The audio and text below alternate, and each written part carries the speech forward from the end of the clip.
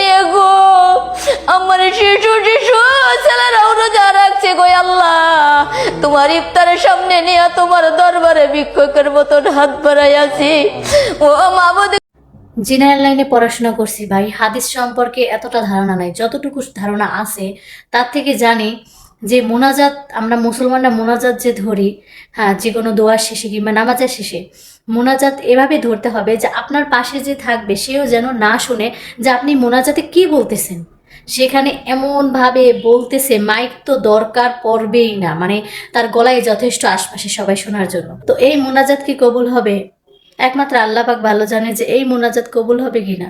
Over smart যাকে বলে, মানে আছে না অনেকে লোক দেখানো ইবাদত করে, এরকম কিছু লোক আছে যে লোক দেখানো ইবাদত করে। সে মানুষজনকে শোনাতে হবে যে আমরা রোজা রাখছি, আমরা নামাজ পড়তেছি, আমরা মোনাজাত ধরছি, এগুলো পাশের মানুষকে, আশপাশের মানুষকে শোনাতে হবে। কিছু কিছু লোক আছে এভাবে ইবাদত করে লোক দেখানোর জন্য।